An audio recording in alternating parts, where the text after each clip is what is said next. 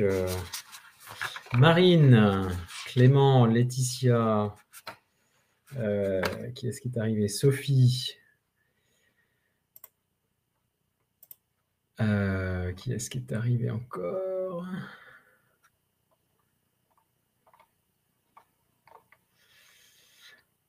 Bienvenue à celles et ceux qui arrivent. Bonjour, on va démarrer dans 30 secondes. Voilà.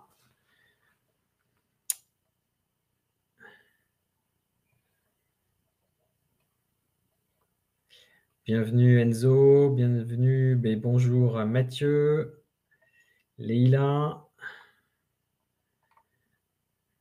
Romain qui est arrivé également. Merci de votre présence. Alors, ok, il est 18h, donc on va démarrer dès maintenant pour ne pas perdre de temps parce que le programme est bien chargé. Alors, c'est pas un club de HPI ici, mais ceci dit, ça pourrait presque y ressembler.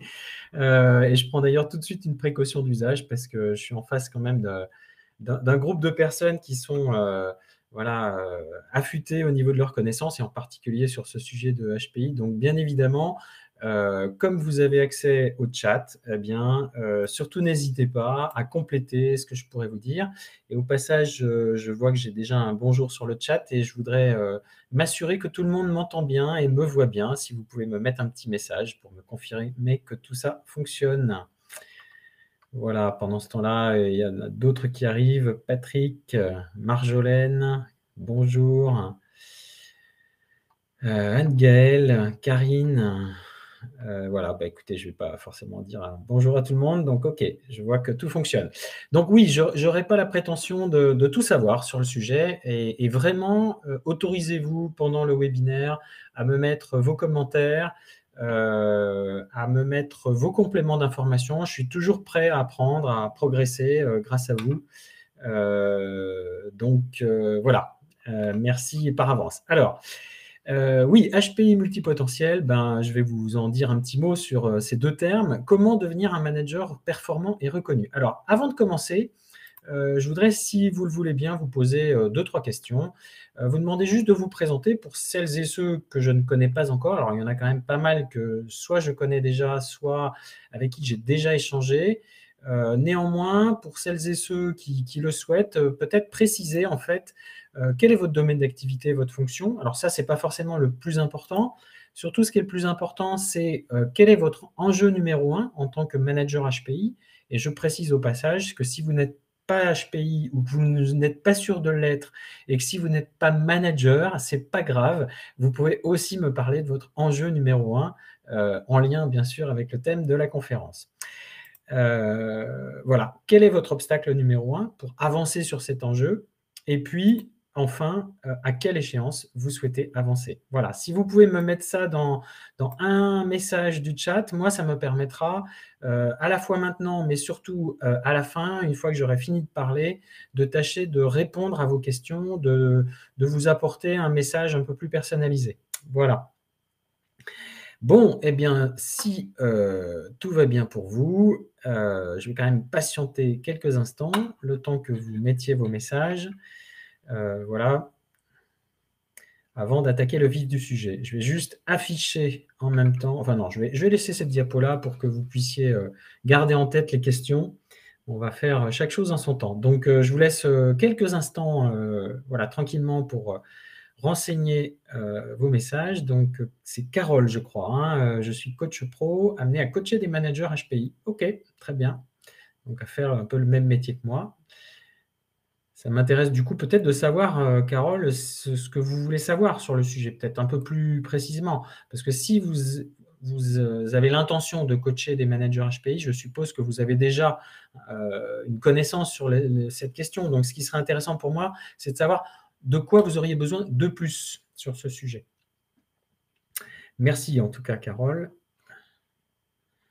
Alors, des fois, je me trompe dans les prénoms, donc surtout, n'hésitez pas à me mettre un message. Alors, il n'y a que Carole qui a pour l'instant un message ou un objectif. Donc, Julie, que je crois je n'ai pas eu au téléphone. Ah si, on s'est eu au téléphone, pardon. Autant pour moi. Mais j'ai eu tellement de monde au téléphone avant le webinaire que des fois, je me mélange un peu les pinceaux. Sophie, donc issue d'une reconversion, nouvelle carrière. OK et donc ça m'intéresserait de savoir Sophie, alors est-ce que Sophie, on a échangé? J'ai un doute. Je ne suis pas sûr. Je ne suis pas sûr qu'on ait échangé, Sophie. Est-ce que c'est possible de me préciser, quelle est la problématique, quel est l'enjeu, en fait? Est-ce que c'est une question de choix, pour votre futur projet professionnel? OK. Alors quoi d'autre? Donc Carole: «Je connais des HPI ados, mais n'en ai pas rencontré d'adultes». D'accord. Bon, ça fonctionne globalement à peu près pareil, hein. Les caractéristiques une fois adulte, bah, de toute façon, je vais en parler pendant le webinaire, donc voilà, ce sera, j'espère, une façon de répondre à la question. OK. Alors, donc,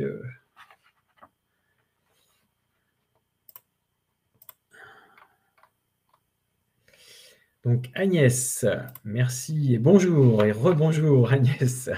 Donc piloter la conduite du changement, voilà, pour des projets d'une organisation, OK et donc effectivement, Agnès, enfin on a vu ensemble, hein, ce matin, ta problématique de, j'allais dire, de mieux, permettre au HPI de s'épanouir pleinement dans ton organisation et surtout de faire en sorte que l'organisation bénéficie aussi de l'atout incroyable qu'ils peuvent, amener. Donc toi, tu as une double casquette en fait, hein, c'est cette mission un peu globale dans l'entreprise, mais aussi en tant que manager HPI aussi.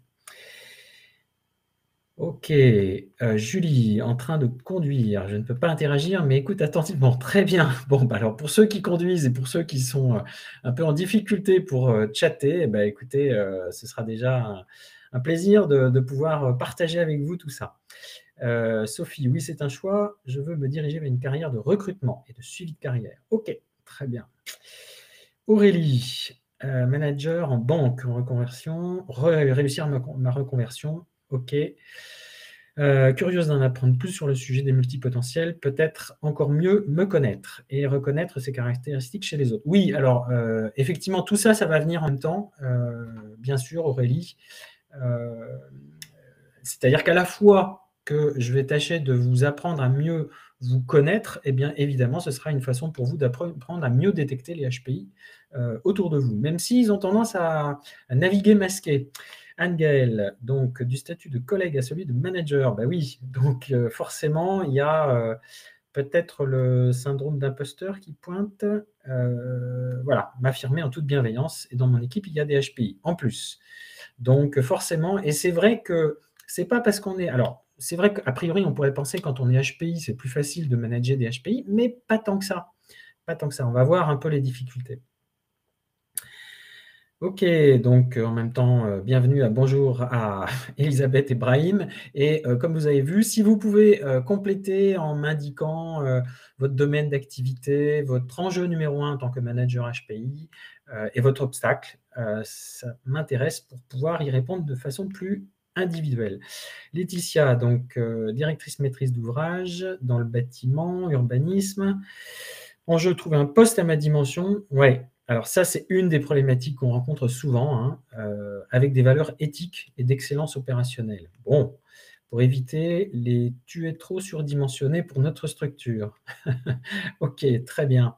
Alors là, peut-être qu'on va déborder, un peu, Laetitia, si je vais sur ce sujet-là. Moi, je vais essayer d'aborder le sujet vraiment pour, vous en tant que manager.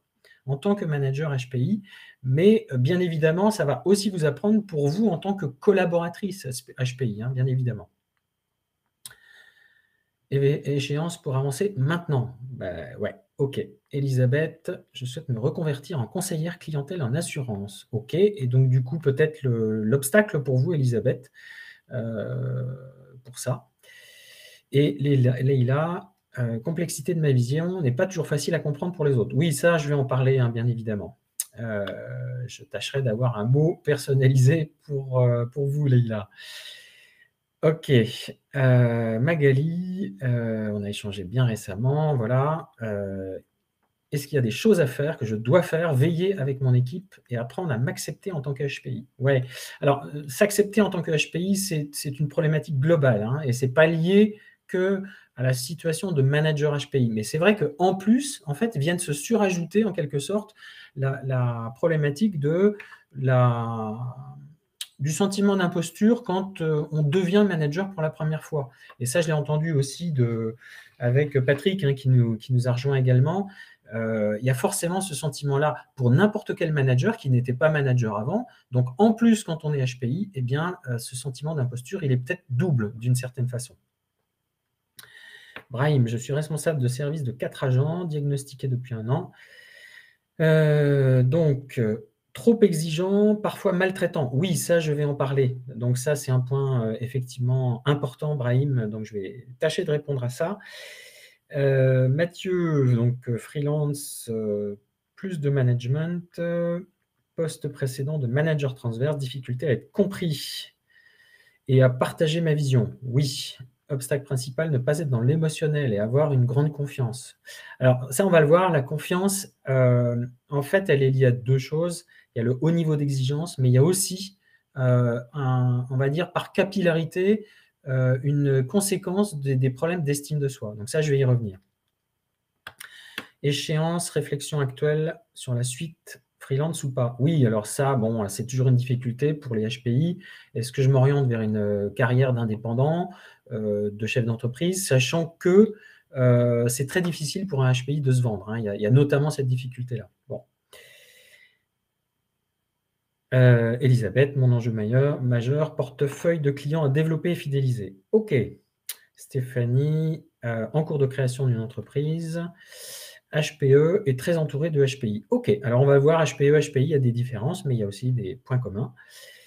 Laetitia, en tant que manager maintenant, du mal à mobiliser les collaborateurs vers ses objectifs de collaboration et excellence opérationnelle. Alors ça, peut-être que j'entends poindre une forme de peut-être exigence, de haut niveau d'exigence pour vous, Laetitia. Et c'est vrai que une des tendances, je vais en reparler bien sûr, c'est qu'en tant qu'HPI, on a tendance parfois à pousser le bouchon un peu trop loin. Mais effectivement, comment mobiliser durablement sur la durée ses collaborateurs, hein, c'est ce que j'entends, avec des projets complexes. Alors oui, si en plus, quand on est HPI, on adore la complexité, on a d'autant plus le risque peut-être de larguer ses collaborateurs sur cette complexité. Voilà, donc il va falloir faire des choix, leur faire dépasser leur intérêt particulier pour le mettre au service du projet intérêt commun. Oui, je vais tâcher d'y répondre. Mais forcément, les HPI ont un sens de l'intérêt commun, du bien commun qui est surdéveloppé, et donc forcément, on a l'impression que les autres ne l'ont pas, ou qu'ils sont sous-développés, si je puis dire, de ce point de vue-là. Voilà, avec un petit peu d'humour. OK, donc Patrick, on a discuté à l'instant. Alors, je vais avancer et puis je vais tâcher de répondre à vos questions en même temps. Et puis, si jamais je n'ai pas pensé à vous répondre, eh bien, surtout faites-moi signe sur le chat. Je surveillerai ça avec beaucoup d'attention à la fin. Alors, le menu. D'abord, parler de HPI et de multipotentiel.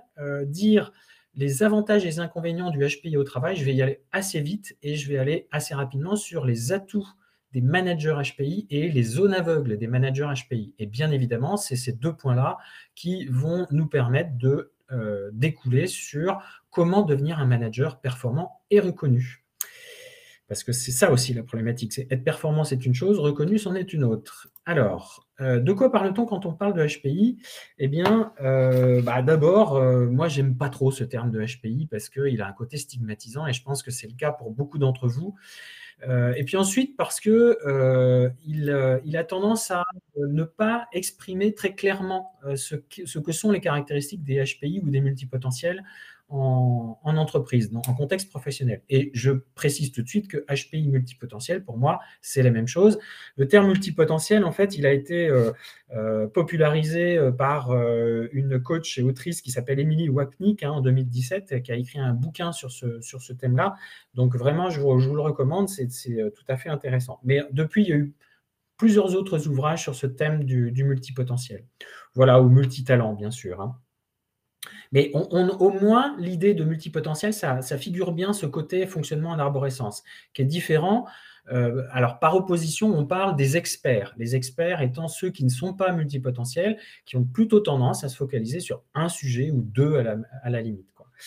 Voilà, qu'est-ce que je voulais vous dire sur le HPI? Ouais, l'autre truc, c'est, en fait, HPI égale quotient intellectuel, élevé.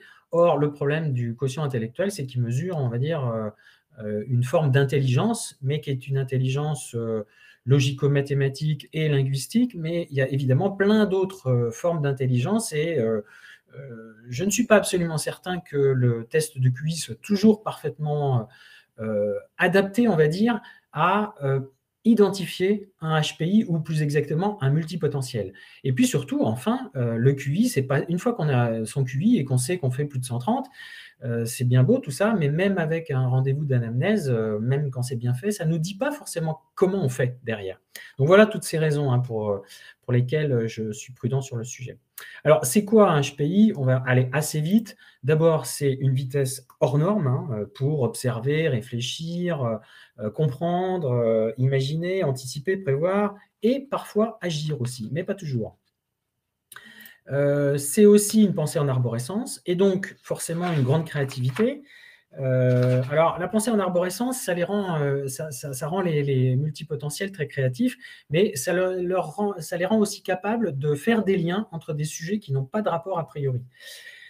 Donc ça, c'est vraiment quelque chose de très utile, on va le revoir après. Mais aussi, du coup, ces liens entre différents sujets ou différentes informations combinées leur amènent à avoir des intuitions qui sont parfois fulgurantes et difficilement explicables. Voilà. Autre point que je voulais dire, c'est un très haut niveau d'exigence et donc peut-être parfois une tendance au perfectionnisme. Alors, c'est pas vrai chez tout le monde parce que certains ont pu apprendre de leur, ils ont pris conscience de ce haut niveau d'exigence, mais globalement, il reste un fond sur cette question du haut niveau d'exigence. Et du coup, ça peut avoir des impacts, ça, sur le fait de se comparer en permanence aux autres et donc impact sur l'estime de soi. Et ça, pour celles et ceux qui sont intéressés, je pourrais y revenir. Oui, alors donc, QI non significatif est aussi une forme de HPI. La mienne, en tout cas, c'est ce qu'on m'a expliqué lors de mon test. Oui, bah, effectivement, je suis d'accord, on pourra, je suis tout à fait d'accord. Alors, autre point, un besoin d'apprendre en permanence. Alors ça peut confiner même des fois un peu à l'addiction. C'est, on va dire, une soif d'apprendre. Donc, tant mieux parce que ça nous permet de progresser en permanence, mais il y a aussi des travers. Et puis, alors je crois que je me suis arrêté là, mais il y aurait, on va dire, des tonnes de caractéristiques. Une sensibilité exacerbée. Et donc, effectivement, attention de ne pas faire la confusion entre HPI et HPE. L'immense majorité des HPI ont une grande sensibilité, parfois hypersensible, mais par contre, les HPE ne sont pas tous des HPI. En gros, on considère, mais ça, faut prendre ça avec des pincettes, hein, ces chiffres-là, à peu près 20% de la population qui est considérée comme HPE, donc haut potentiel émotionnel, et entre 2 et 5% selon les études de HPI. Donc voilà, ce n'est pas tout à fait les mêmes populations. Mais effectivement, les HPI ont cette sensibilité exacerbée en général. Et puis enfin, ils ont une forte empathie, humilité, et c'est d'ailleurs ce qui peut conduire justement à ce sentiment d'imposture, hein. Ça, c'est le problème. Alors maintenant, peut-être quelques avantages du HPI au travail.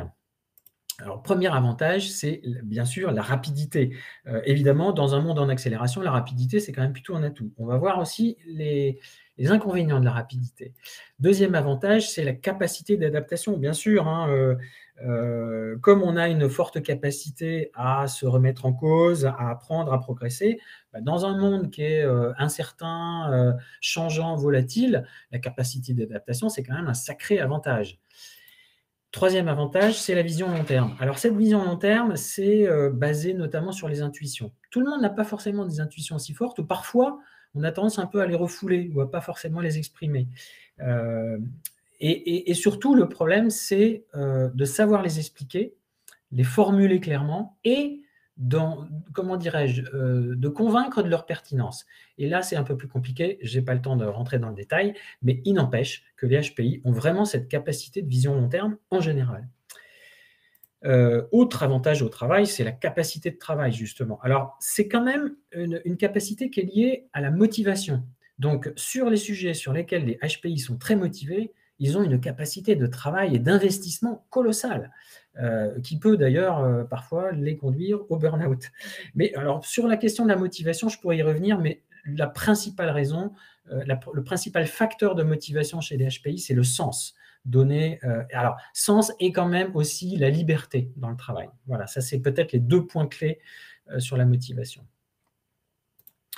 Autre avantage des HPI au travail, c'est leur empathie, bien sûr, hein, et leur empathie, du coup, elle leur permet de se préoccuper du bien-être des autres et donc ça favorise l'intelligence collective. Voilà, et puis après, les inconvénients, évidemment, il y en a aussi, c'est le sentiment de décalage et ça, vous le vivez, je pense, pour un certain nombre d'entre vous.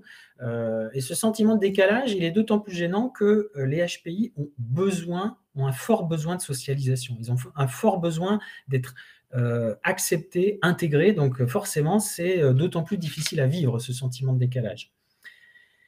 Qu'est-ce que j'avais prévu de dire sur ce sujet du sentiment de décalage? Oui, donc forcément, c'est la difficulté à s'intégrer de façon un peu harmonieuse et puis à s'épanouir pleinement, hein, et donc quelque part, ça génère cette frustration, puisqu'ils ont besoin de se sentir, intégrés. Le deuxième désavantage, c'est que leur vitesse, elle a effectivement des intérêts, mais oui, Aurélie, hein, suradaptation effectivement, et c'est ça qui fait que justement, la plupart des HPI se trouvent un peu en décalage. Ils ont, on va dire, ils ont tendance à porter un masque et ça les fatigue et ça les use beaucoup. D'où parfois, ça va jusqu'au burn-out. Alors la vitesse, leur vitesse, elle fait peur et elle peut générer de la jalousie, hein, partout autour d'eux et en particulier vis-à-vis de leur manager, leur propre manager. Peut-être moins vis-à-vis de leurs collaborateurs. Leurs collaborateurs risquent d'être largués, mais voilà, en tout cas, les HPI au travail, c'est ça. Je vais y revenir un petit peu après quand je vais parler du manager HPI, hein. Troisième inconvénient, c'est savoir se faire comprendre. Ils ont tendance à aller très vite, ils ont tendance à sauter des explications dans leurs argumentations. Et donc, pourquoi? Parce que ça leur semble évident. Donc, ils n'ont pas conscience de sauter des étapes, quoi. Voilà. Autre inconvénient, c'est les sursauts émotionnels. Alors ça, on imagine bien, hein, que les vagues émotionnelles, eh bien, dans le monde du travail, c'est pas forcément un avantage, quoi. On va dire pour eux-mêmes, mais aussi pour le relationnel avec les autres, hein, bien sûr. L'autre inconvénient, c'est qu'ils n'ont pas conscience de leurs différences. Ça, c'est un problème, ou alors, s'ils ont conscience de leurs différences, ils ont tendance à l'ignorer, encore une fois, parce qu'ils ont vraiment ce besoin de se sentir acceptés et intégrés. Et ce besoin de socialisation et ce besoin d'intégration, il a vraiment un effet, j'allais dire pernicieux chez les HPI particulièrement. Ils ont tendance à enfouir, hein. Le premier réflexe des HPI, c'est quand ils commencent à se dire: «Ah oui, ça pourrait être ça», y compris en prenant des lectures, en se disant: «Ah oui, ça c'est moi, c'est moi». Se dire: «Oui, mais bon, on va mettre ça de côté parce que c'est quand même pas très facile d'en parler». Ils ont bien conscience de ça et quelque part, il y a une espèce de refus d'obstacle. Alors, les atouts du manager HPI maintenant. Alors, je vais peut-être revenir sur des points que j'ai déjà abordés, mais peut-être en rentrant un peu plus en tant que manager cette fois. Donc, premier atout du manager HPI, effectivement, son empathie, sa sensibilité. Évidemment, ils ont donc forcément une capacité managériale finalement qui est supérieure à la moyenne parce qu'ils captent bien ce qui se passe chez leurs collaborateurs. Ils sont attentifs à ça. Alors qu'un manager classique qui n'est pas HPI ou qui n'a pas cette sensibilité-là, il va louper des choses et puis il va pas forcément comprendre ce qui se passe chez ses collaborateurs ou pas de façon aussi puissante.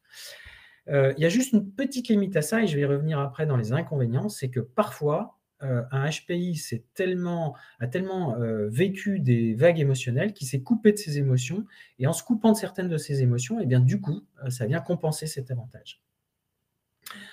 Question: trouve-t-on plus de HPI dans certains secteurs d'activité où ils seraient plus à l'aise? Ah, alors il y a 2 questions. Est-ce que, dans certains secteurs d'activité? Je ne suis pas sûr. Moi, j'ai l'impression qu'ils sont un peu partout. Par contre, ils sont particulièrement peut-être présents dans les métiers ou dans les fonctions, où, il y a de la complexité et où il y a de l'humain. Donc, les fonctions RH, les fonctions de coach, les fonctions dans le métier du social, on en trouve pas mal.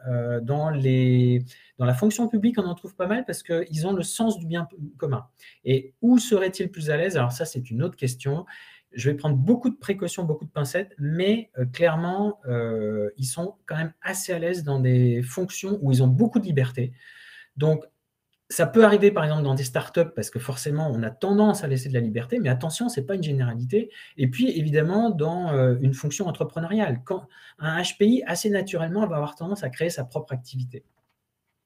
Alors j'avance parce que sinon je vais perdre le fil et puis surtout je ne vais pas, réussir à tout faire.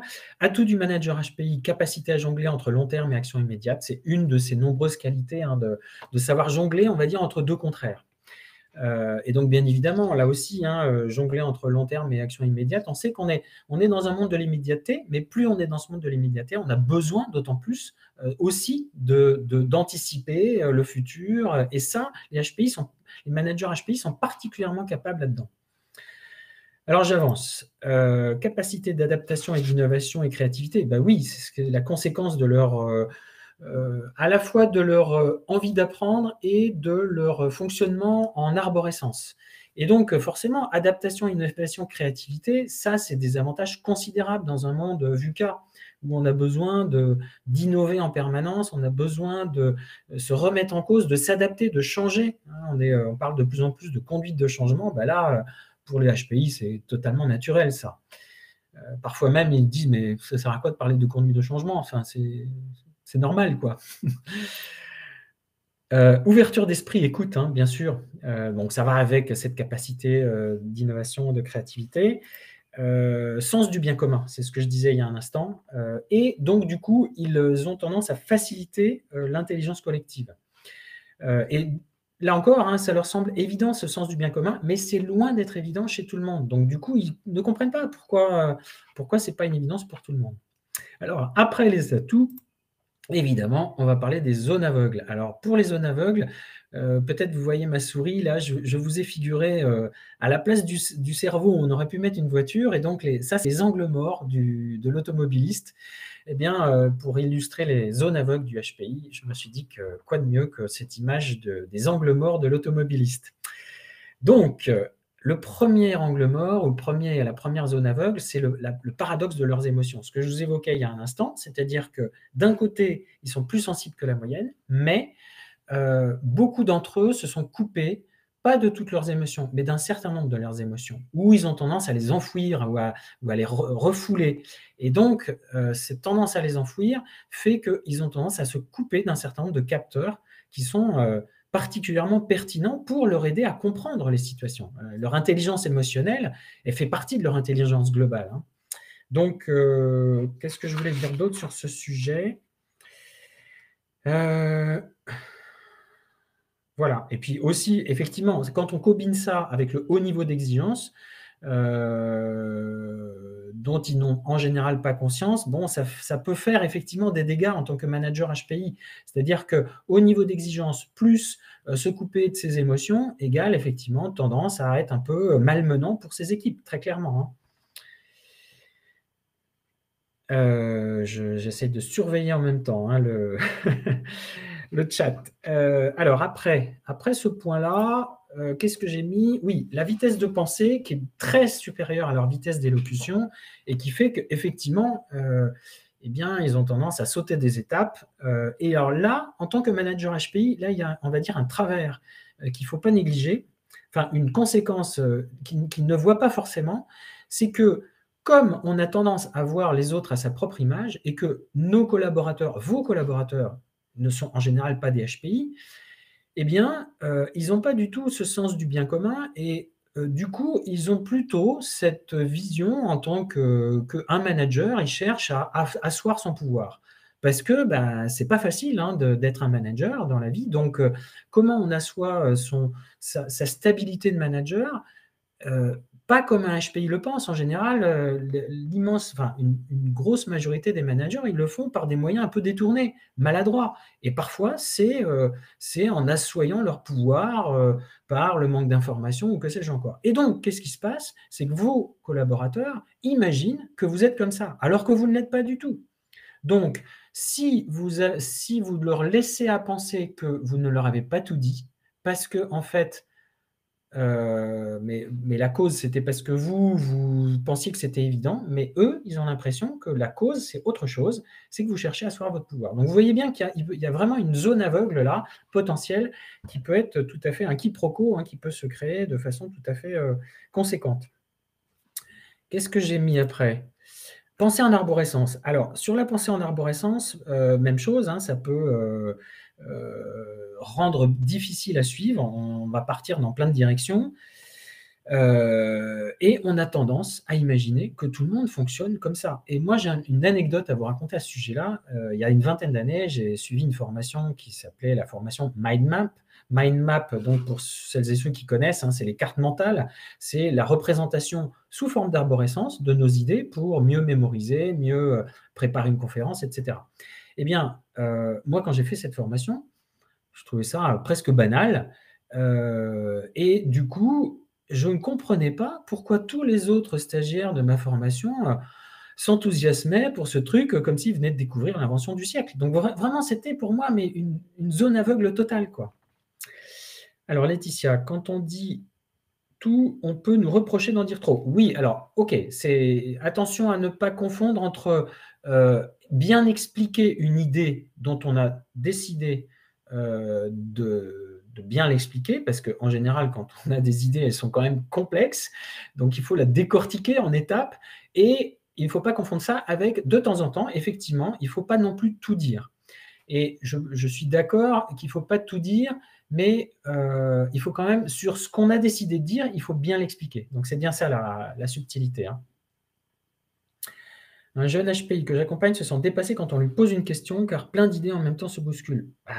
Oui, alors il faut peut-être déjà commencer par lui expliquer ce que je suis en train d'expliquer, Michel. Voilà, je suis désolé, je vais vite parce que je veux surtout quand même terminer par la partie la plus importante. Alors, dans les autres zones aveugles du manager HPI, donc le haut niveau d'exigence, mais ça, je vous le disais tout à l'heure, et bien évidemment, ce haut niveau d'exigence, on ne sait pas trop le calibrer, quoi. Pour nous, c'est normal. Même si on a tendance à s'auto-flageller avec ce haut niveau d'exigence, donc on se rend bien compte que des fois, c'est un peu too much, mais c'est un besoin pour nous, c'est un besoin irrépressible. Donc, on ne voit pas que ce haut niveau d'exigence peut être brutal, peut être dérangeant, mettre sur la sellette en situation d'inconfort. Donc là aussi, hein, évidemment, l'interprétation, c'est mais mon manager, qu'est-ce qu'il veut faire, quoi? Il ne veut plus de moi, en fait, hein. Je ne lui plais pas. Donc, il a des interprétations qui sont complètement déformées, hein, de la réalité. Autre point que je voulais évoquer avec vous, le manque de constance. Alors, pourquoi manque de constance? Oui, parce que quand on a un cerveau en arborescence et qu'on part dans 1000 idées à la seconde, il y a forcément, à un moment donné, des idées qu'on abandonne, des projets qu'on abandonne. Il y a même, on va dire, des projets qui seraient importants pour nous, mais qu'on n'arrive pas à conduire parce qu'il y en a trop. Et ça, l'interprétation de vos collaborateurs, ça va être de dire, mais il ne sait pas où il va, ou elle ne sait pas où elle va. Elle manque de persévérance, elle manque de constance dans ses décisions, dans ses actions, elle manque de vision. Et donc ça érode la crédibilité du manager. Et puis, enfin, oui, donc du coup, moi, peut-être le point clé sur lequel je vous alerter pardon, sur les zones aveugles du manager HPI, c'est que paradoxalement, il a une très forte conscience des autres, il a une très, très fine compréhension, lecture des autres, mais il a une faible lecture de lui-même, une faible conscience de lui-même. Alors oui, Léonard de Vinci, dont on dit il commence tout et finit rien ou si peu. Ouais, peut-être, je ne sais pas, j'étais pas là pour vérifier, mais peut-être, ouais. Qu'est-ce que je voulais dire? Oui, sur cette question de manque de conscience de soi, voilà, c'est ça, hein, ils ont vraiment les HPI, ils ont une extrême attention aux autres, mais dans le fond, ils ont tendance à un peu se négliger. Et puis, comme je le disais au départ, ils ne se voient pas comme différents. Ils veulent se voir comme non différents des autres, du fait de ce besoin de socialisation. Un HPI a-t-il tendance à se sous-estimer? Évidemment, énormément. Ça, c'est quelque chose de très, très fort. Alors, je vais terminer par donc les clés pour devenir un manager HPI. Et là, j'ai volontairement pas écrit, donc là, il va falloir bien m'écouter parce que je n'ai rien écrit. Pourquoi? C'est pour justement que vous soyez particulièrement attentifs, hein, sur ces éléments-là, parce que parfois il y a la dissonance cognitive, en particulier pour les HPI, entre l'écrit et l'oral. Alors, qu'est-ce que je me suis noté sur ce sujet?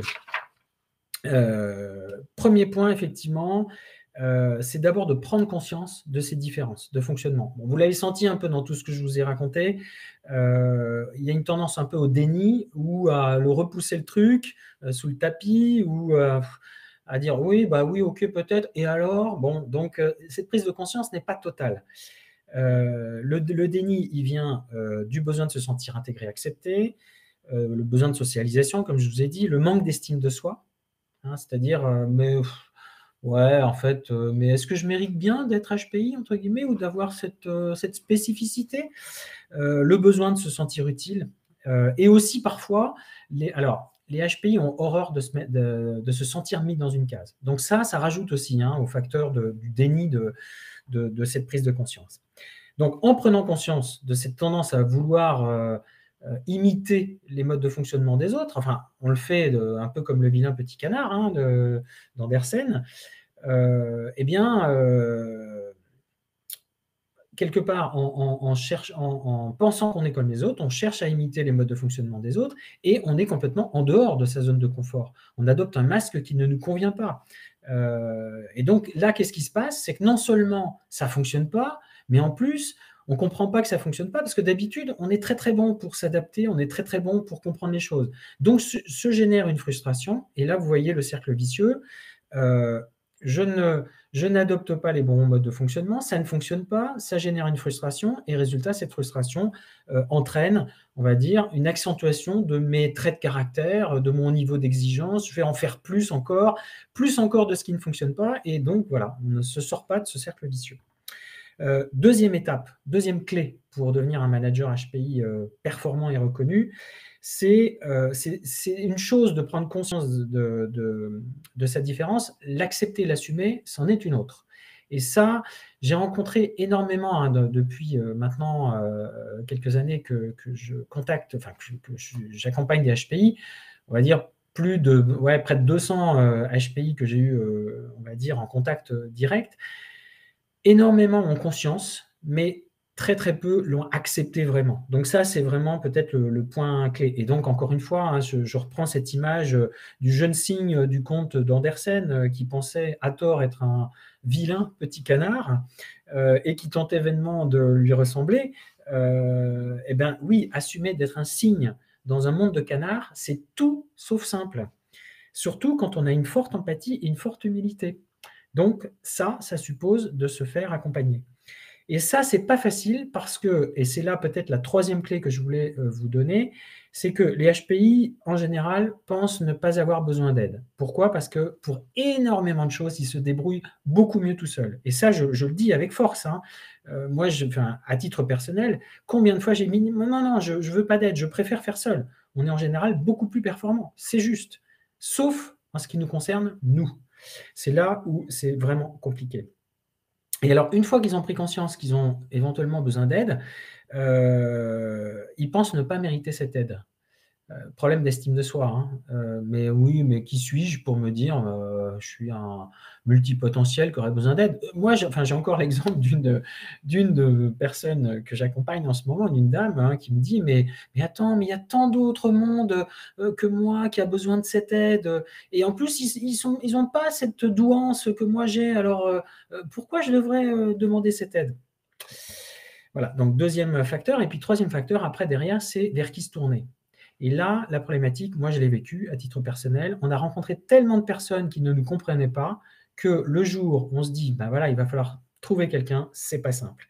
Donc qui de mieux qu'un coach, qui est passé par là, et surtout alors moi, c'est mon cas, mais surtout, je ne me suis pas fait accompagner. Donc c'est une chance d'une certaine façon. C'est une malchance pour moi, mais c'est une chance pour vous, parce que j'ai tellement galéré que je peux vous dire que maintenant, je connais bien les différents chemins potentiels pour y arriver. Oui, Anne, je t'ai vu et vu ton petit message, en effet, merci. Voilà. Et puis, en plus de ça, il se trouve que j'ai managé pendant 30 ans, donc cette question du management, je la connais particulièrement bien. J'ai fait des tonnes d'erreurs pendant 30 ans de management, donc ça, je vais pouvoir vous en parler particulièrement bien. Voilà. Et puis, une fois qu'on a assumé sa différence, bah, l'étape d'après, c'est pas fini. Il faut revisiter certains événements qui vous sont arrivés dans votre vie. Et ça, alors c'est un côté un peu introspectif, presque psychologique, mais c'est fondamental parce que on a tellement appris à prendre pour soi le bâton, hein, à chaque fois, c'est plutôt, on a tendance à prendre le bâton pour soi plutôt que pour les autres, que le résultat, c'est que on a certes perdu en estime de soi, mais pourquoi? Alors ça, c'est typique du HPI. J'ai déjà perdu mon idée de départ. Je vais essayer de la retrouver. Oui, voilà, c'est ça. Je parlais de revisiter les événements parce que c'est ce qui va vous permettre, en revisitant ces différents événements où ça s'est pas bien passé, mais sous un regard plus positif, c'est de vous reconstruire cette estime de vous-même et ainsi apprendre à vous faire confiance à votre nouveau moi en quelque sorte. Parce que là, c'est quand même une nouvelle coquille hein, qui s'avance et qui est un peu fragile. Celui-là même ou celle-là même qui a rencontré des difficultés auparavant et qui s'exprime si différemment des autres. Voilà, et donc c'est à cette condition, hein, c'est de passer par toutes ces étapes-là que vous pourrez retrouver justement votre estime de vous et ne plus dépendre du regard des autres. Parce que ça, c'est vraiment quelque chose d'important. Alors ça peut vous sembler peut-être tout ça un peu éloigné du manager, mais en réalité, dans le cas du manager, c'est peut-être encore plus fort parce qu'il se doit d'être fort. Donc se faire accompagner et passer par ces étapes-là est d'autant plus difficile.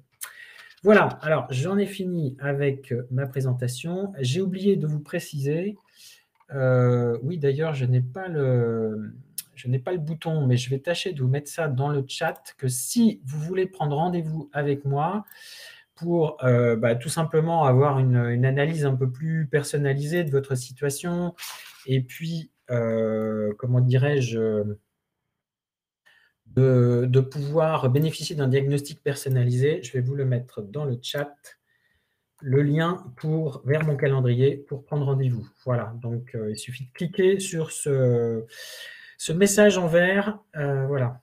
Alors, qu'est-ce que je voulais dire? Donc, je vais tâcher d'avoir un petit mot personnalisé pour chacun. Voilà, c'était ça, hein, pour aller plus loin sur votre situation. C'est un rendez-vous donc gratuit, bien sûr, et sans engagement, parce que comme je dis, la meilleure boîte à outils ne vaut rien sans un bon expert et ne comprend pas votre spécificité.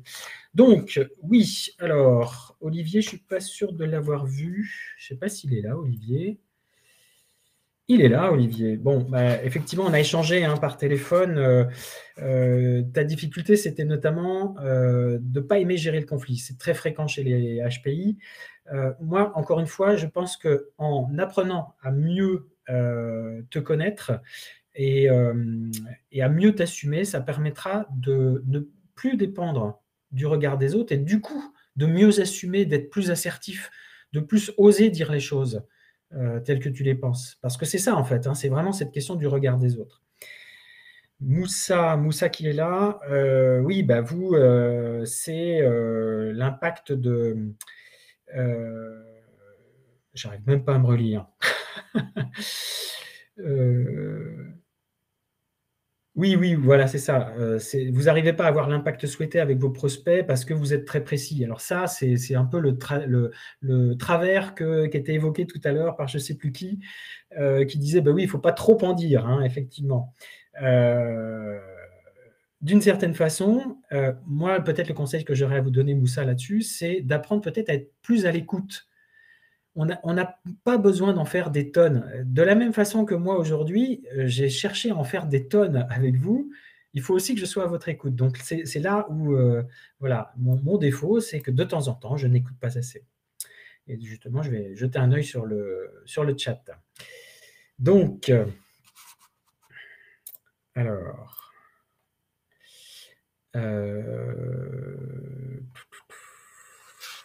oui, donc, et le dire aux autres, et aussi ça aide quand on est prêt, l'accueil est souvent très positif. Oui, tout à fait, effectivement. Julie, qui était présente aussi, j'avais un petit message pour vous, une hypothèse plutôt. Et si vous n'arriviez pas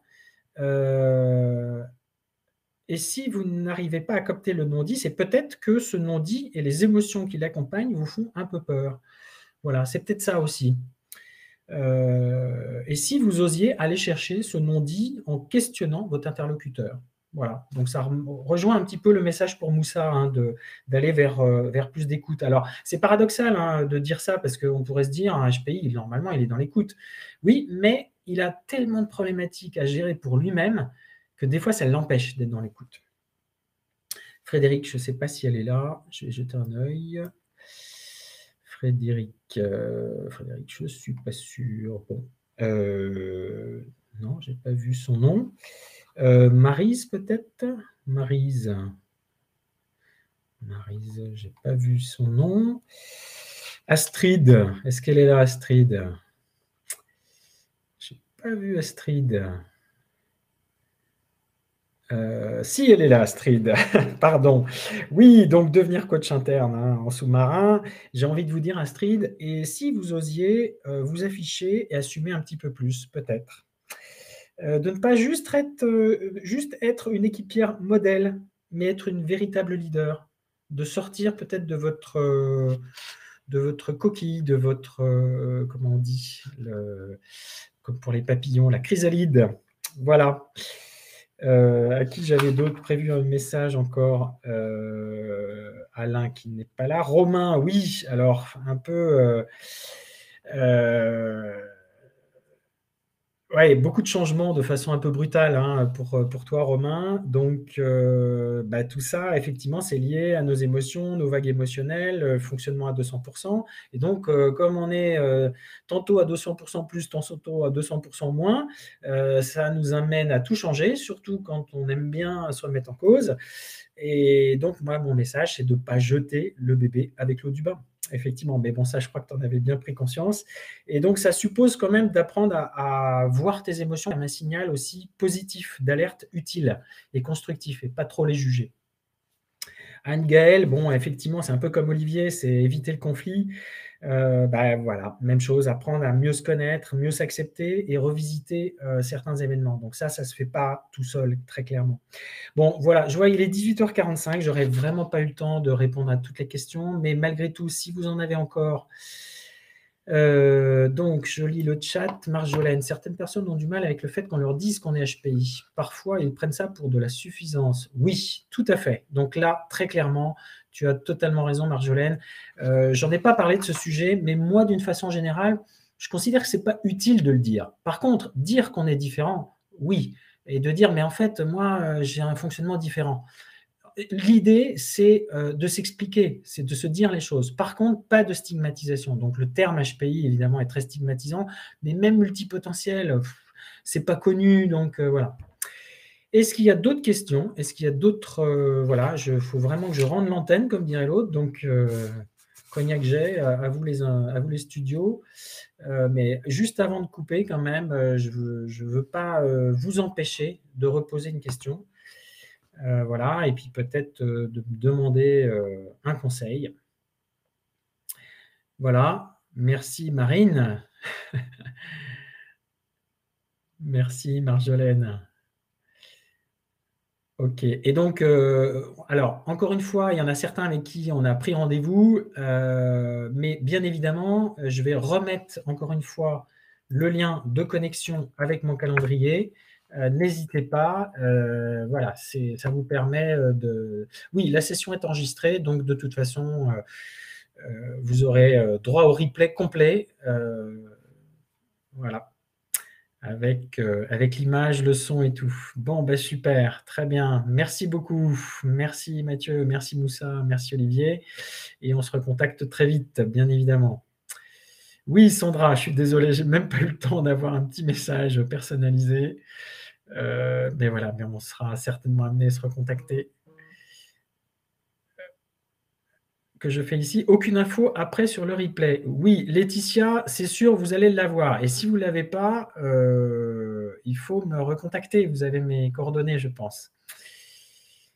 Elisabeth, merci bien. Ok, super. Eh bien, écoutez, si c'est ok pour tout le monde, eh ben, je vous souhaite une très bonne soirée. Et puis, je vous dis à bientôt. Voilà. dans vos mondes respectifs.